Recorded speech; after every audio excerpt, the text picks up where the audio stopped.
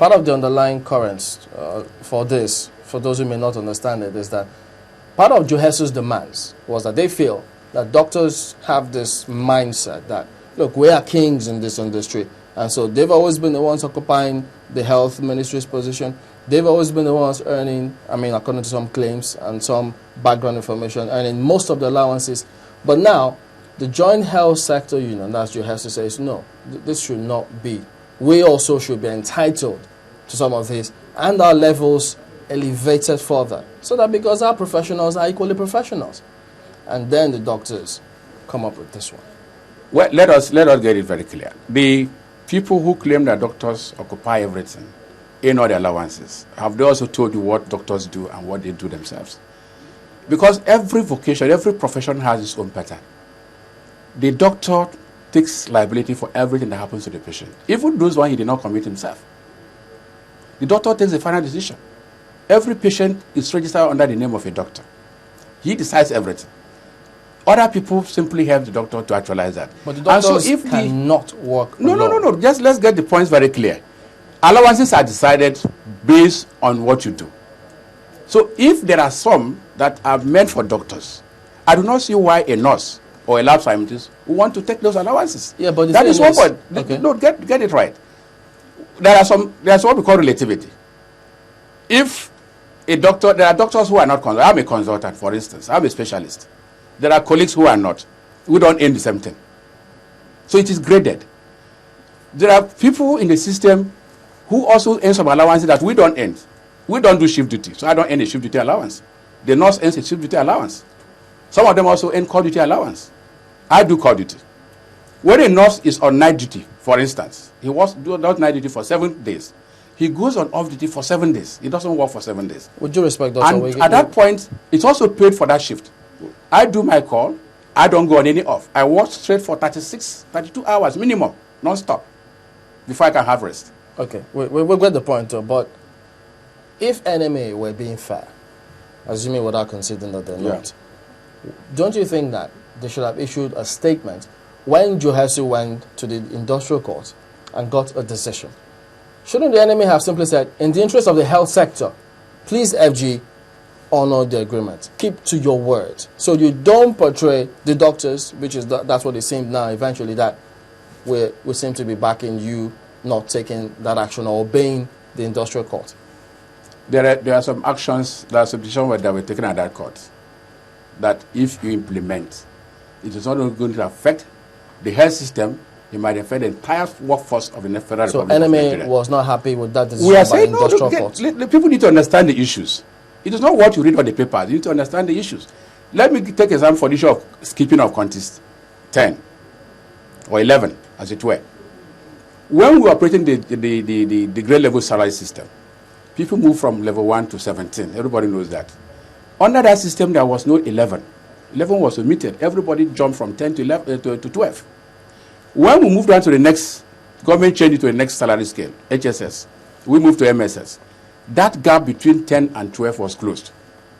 And the Salaries and Wages and Income Commission provided a template for conversion, depending on where you were in the old salary system. Now, the workers, other than the doctors in the health system, and the hospitals alone, not even the ministry, in the hospitals, decided to violate that conversion table and continue to jump 11 under the new system. And we're telling them that is wrong. If you promote from one level, I should go to the next level. But they were moving from 10 to 12, jumping 11, which no other person in the Federal Republic of Nigeria was jumping. And we say it is wrong. If you continue to allow them to jump, then every other person in the system will also have to jump the scale, the grade level. We are not jumping. We are in the same working environment. Why would the accountant jump? The administrator jump, the cleaner jumps, and I won't jump the scheme. But this was a decision by the industrial court. Now, no, get the point. I'm not arguing with the decision of the industrial court, because sometimes it's not every, what we have is the court of law, not the court of justice.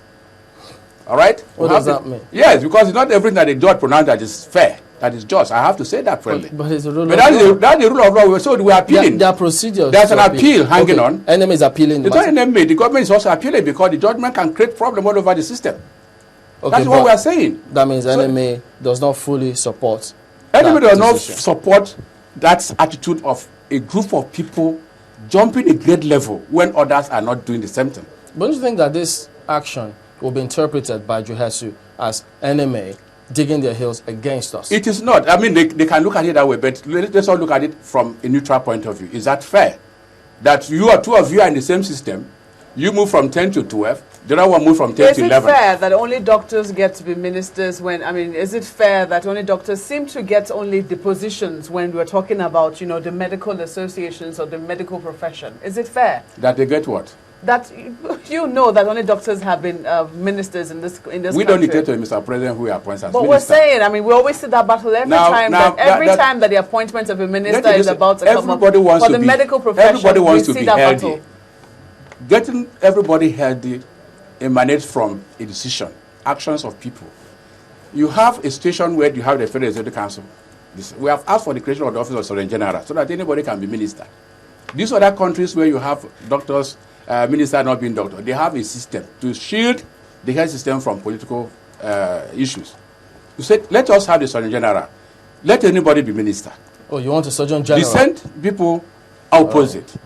Then when you are the Federal Executive Council, the minister is not a doctor, and so who is the chief medical officer of the federation? Because every nation has a chief medical officer of the federation.